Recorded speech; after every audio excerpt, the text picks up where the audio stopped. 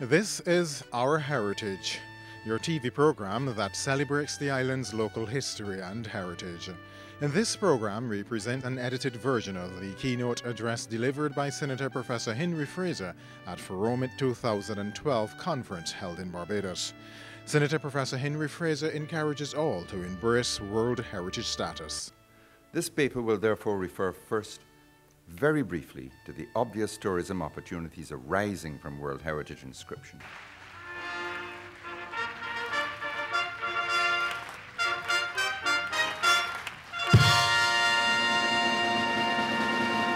And it will then explore in more detail the other spin-offs that can result from our new branding, and there are potentially very many.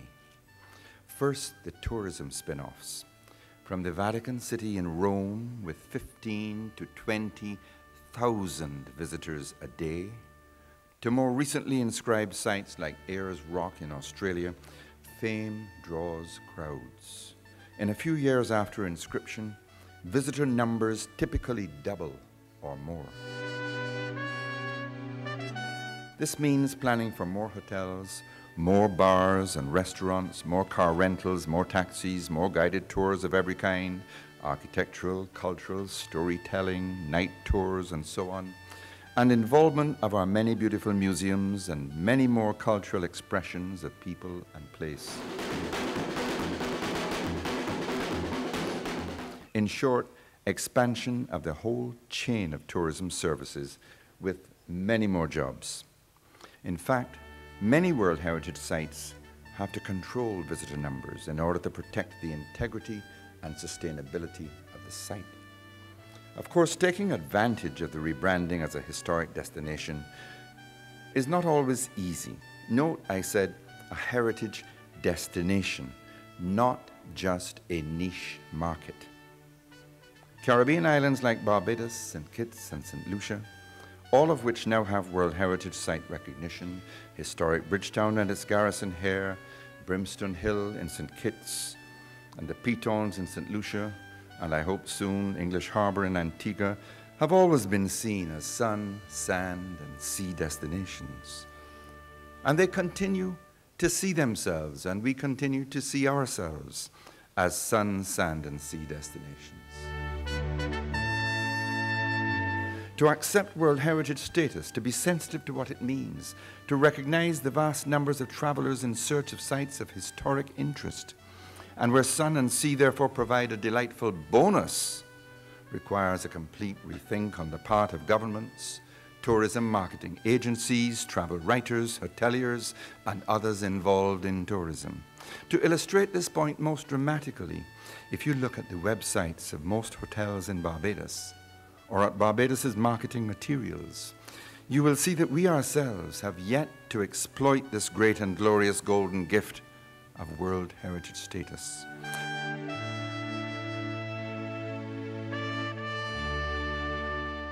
Most hotels continue to try to titillate potential guests just with the decor of their lovely guest rooms, the exotic buffet and bar, and the heavenly blue of the sea beyond the balcony.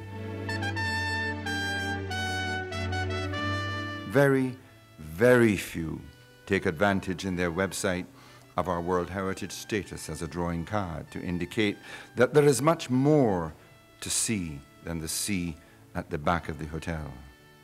There's the rich heritage outside of the hotel, unexploited. The forts and churches and great houses and museums and gardens, rich attractions that cost the hotel nothing. And the latest spin-off of our World Heritage status, in contrast, is the splendid changing of the sentry at the main guard at the garrison.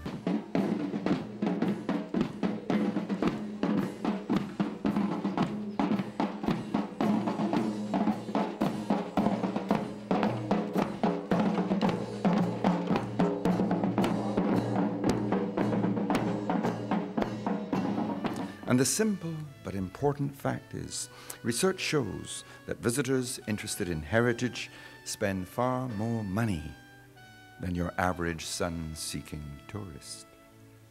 World tourism activities generate some $4 trillion US dollars every year. And the Caribbean can receive a great deal more of that largesse if we take advantage of our World Heritage status. But although the greatest economic benefits will accrue simply in terms of increased visitors and the expansion of the related tourism sectors, there are other areas of economic activity that can, should, and hopefully will capitalize on this increase in fame and reputation and mine it for the riches in store, so to speak. They include, first, broader international investment and partnerships arising from the better branding that goes with World Heritage status and recognition that Barbados is more than just sun, sand, and sea. And the same goes, therefore, for countries like St. Lucia and St. Kitts. Second, local entrepreneurial opportunities abound in art, especially fine art and craft. Entertainment, including music, song, dance, and drama. Shipwreck, shipwreck, the truth.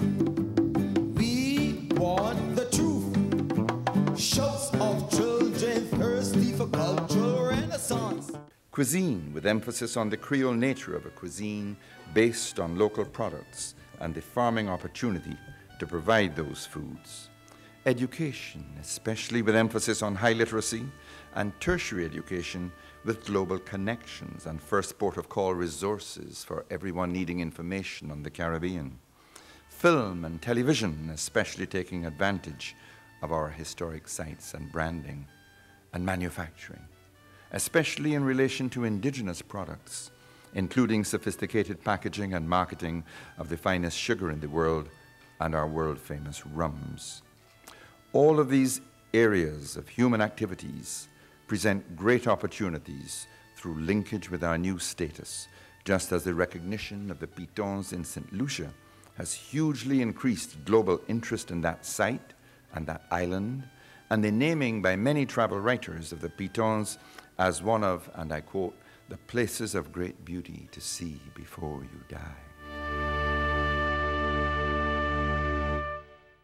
Engagement of the local population in the appreciation and celebration of our World Heritage status will require more intensive public education and perhaps units in the ministries of culture, tourism, or education to develop policies and protocols to promote entrepreneurial initiatives.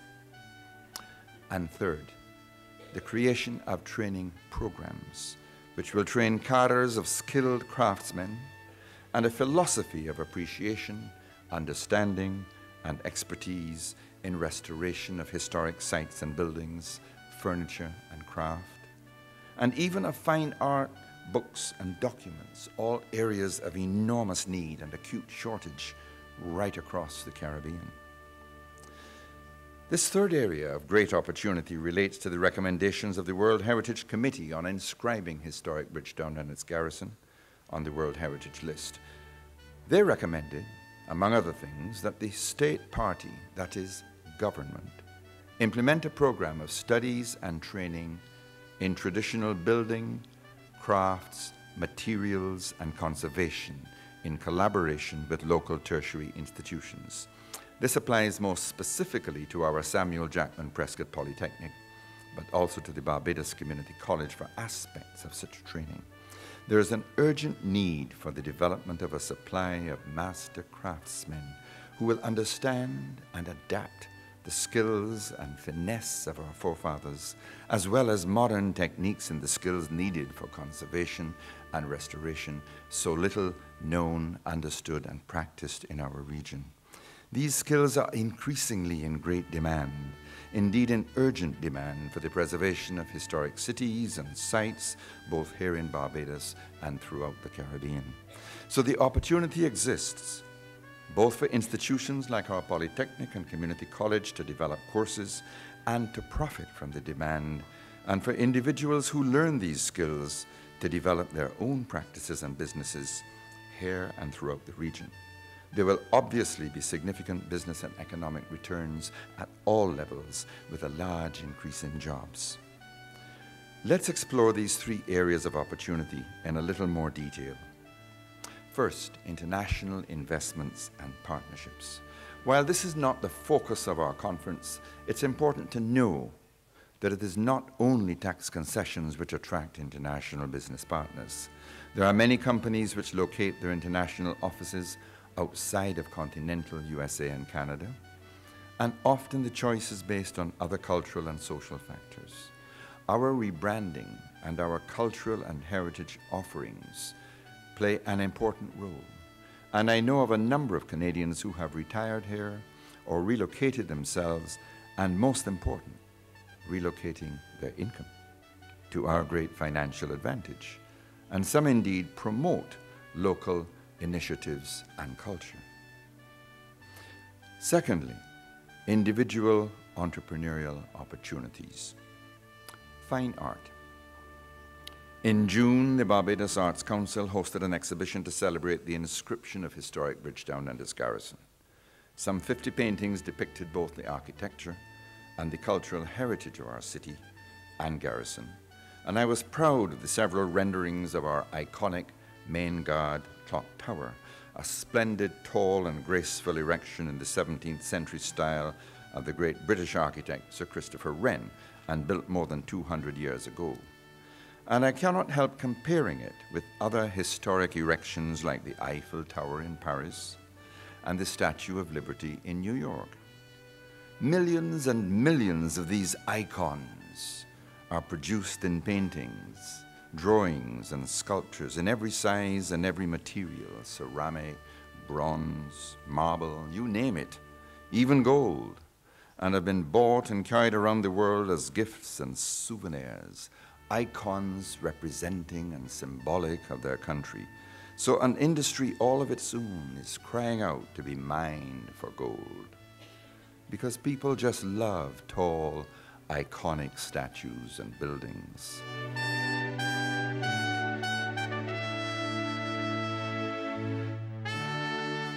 Barbados has recently experienced an explosion in the field of arts, and our UNESCO inscription is a catalyst for even more dramatic development. The Barbados Arts Council and their gallery at Pelican Village in Bridgetown, the Barbados Art Collection Foundation, the Barbados Community College's Fine Arts Department, the Ministry of Culture, the Commercial Art Galleries, and Indrani Whittingham's art workshops have all combined to produce an explosion of fine art, splendidly profiled in the Barbados Art Directory by Corey Scott and Kathy Yearwood, which can be viewed on the web. Do look it up, the Barbados Art Directory. And there are high-quality modern ceramicists, many of them complementing the traditional Chalky Mount potters who work with local clay in the hills of the Scotland district, our next potential World Heritage Site.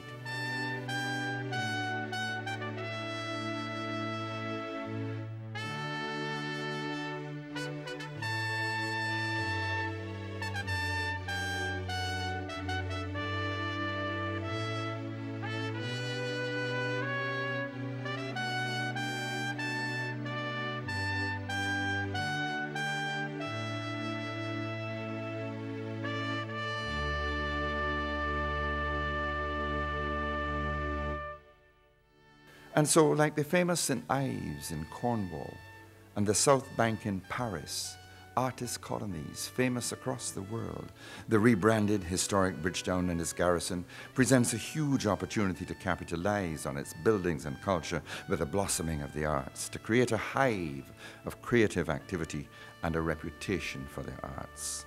Similarly, for live entertainment. In the Caribbean, we tend to equate, especially in the South Caribbean, to equate entertainment with calypso. So, and that's from my heart. I want you to know. I want you to know.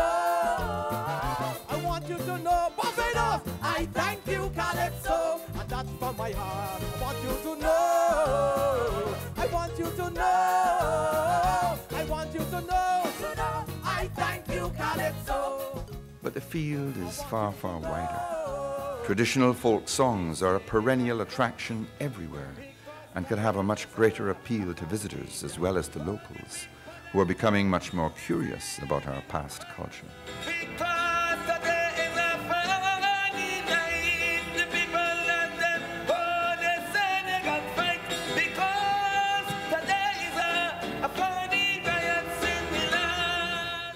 Jamaica's folk singers and national dance theatre have successfully drawn on their heritage to become world famous. Storytelling, a gift and a passion we all have in the Caribbean, can be expanded to international festival scale if we only care to try. So I hope you could understand that I was present at a funeral that was really something grand. For me, it was a rare atmosphere. That funeral made my day. What I liked best about the service was when the organ began to play. Now, I ain't familiar with all that highfalutin music, but them left-hand chords moved me to tears, and when John Fletcher let go on a fast arpeggio.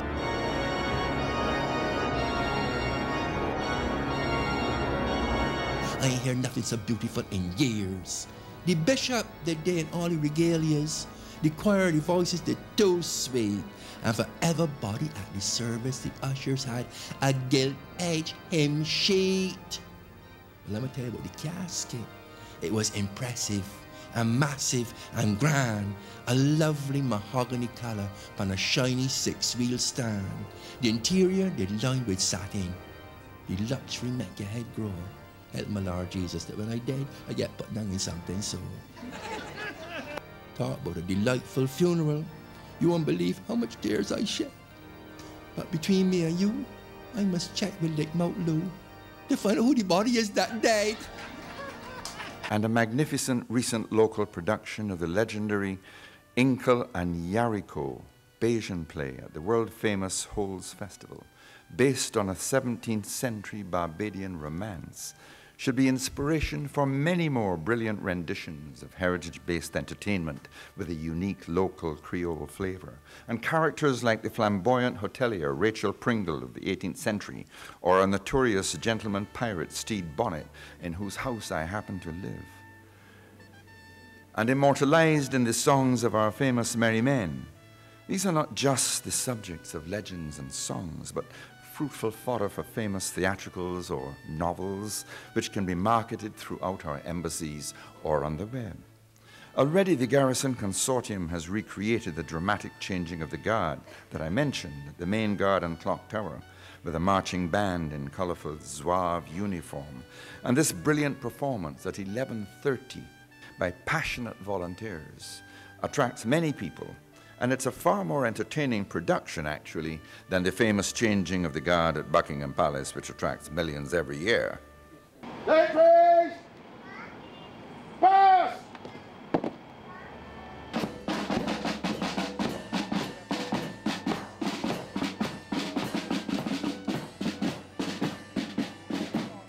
And what a fabulous flagship for culture and drama. If we could only, Minister Sinclair, if we could only see the iconic Empire Theatre restored as a theatre. As I recall your promising faithfully just a few short months ago. And I hope that by Christmas we shall see those plans put into effect. And rum, and the name for it, originally Rumbullion, no matter what anyone else says, was invented in Barbados in the mid-17th century.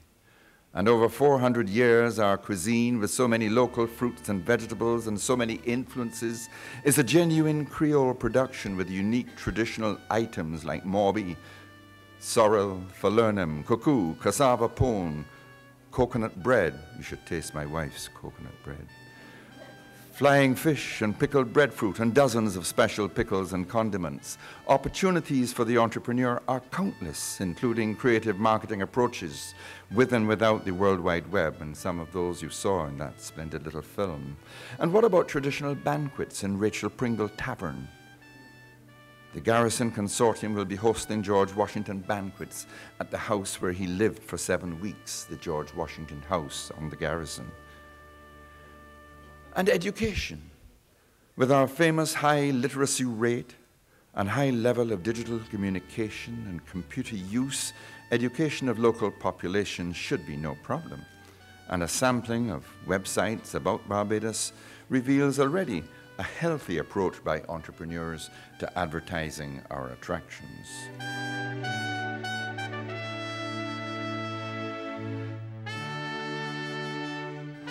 But our Caribbean goal should be for our University of the West Indies to be the first port of call for all information on the Caribbean, working in a network or partnership with other entities such as the Barbados Museum, the National Archives, and most important, individuals, scholars, and entrepreneurs and NGOs to provide a comprehensive knowledge network for researchers, businesses, and the world. And here I must mention the fact that there are more than a dozen museums in Barbados, some unique, such as the National Armoury and the Cricket Legends, a much underappreciated, magnificent museum, the Cricket Legends in Fontebelle, just north of Bridgetown. While others, like the Springvale Folk Museum, are a glowing example of personal initiative and entrepreneurship. And they're all entertaining and educational, and some interactive. And film and television opportunities, these abound around every historic site that is becoming increasingly famous for visual appeal. My own first Caribbean Broadcasting Company TV series, Treasures of Barbados, more than 20 years ago, on the built heritage of our country, was immensely popular and received the Big Award, Television's Award of Excellence that year in 1990. When the sergeant no longer needed to use the mace as a weapon, the warhead grew smaller and the end of the hand grip got larger to bear the royal arms embossed with orb and cross. From a deadly weapon, it became a magnificent gilded work of art, but still the symbol of authority. Our mace was acquired in 1812 when John Beckles of Beckles Road fame was Speaker, and Sir George Beckwith of Beckwith Place fame was Governor, as inscribed here. It weighs almost 12 pounds and is 4 feet 4 inches long. The Jamaican mace is an amazing instrument, 5.5 feet long.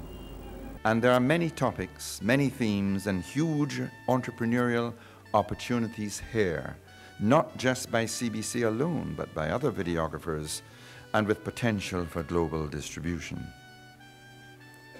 And manufacturing. Much of what I have suggested will lead, with some microfinancing, to cottage industries and small manufacturing operations. But the sky is the limit in terms of other lines of production. Let us take the historic, widely acclaimed antique mahogany furniture of Barbados. High-quality work of the 18th and 19th century cabinet makers here is often indistinguishable from the high-quality imported British pieces. The scandalous exploitation and exportation of our antique stocks in the 1980s has sadly depleted this part of our patrimony, but antique collections still exist, such as those at the splendid Open House Museum at Sunbury Plantation House, at Wildy House, the headquarters of the Barbados National Trust, at the Tyrrell Cott House Museum, and at the wonderful Warmington Gallery at the Barbados Museum. These collections can provide a template for a new high-quality industry on a large scale as well. A consortium of cabinet makers with a manager and a business plan provided, as you saw in the film, could mine this opportunity, creating a heritage line of Barbadian antique reproduction furniture with its own traditional, elegant characteristics. And it could be as famous globally as the Balinese lines that I now see imported here in the West Coast villas of Barbados and in the pages of the beautiful Mako magazine.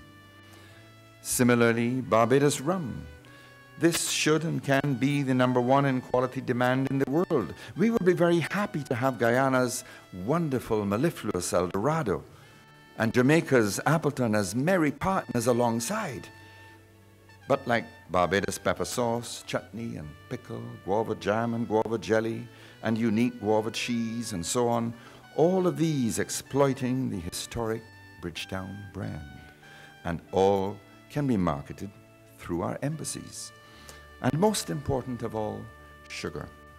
When will we wake up and package most of our fabulous sugar as gourmet branded golden sugar in 1 pound packages for export? In the most sophisticated way, in the most sophisticated markets, for great financial returns. Why must we continue to practically give away our magnificent sugar as bulk sugar for next to nothing, for a fraction of the price of production? I can just see the label, Historic Barbados Golden Sugar, the gold standard. Embracing World Heritage status, a great food for thought from Senator Professor Henry Fraser. And so we conclude this series of our heritage programs. I cannot begin to thank my many contributors who approached me with ideas, and together we were able to turn those ideas into TV programs. And a special thanks to you, the viewers. Until next time when we come around with another series, I'm Sherwood McCaskey. Goodbye and all God's blessings.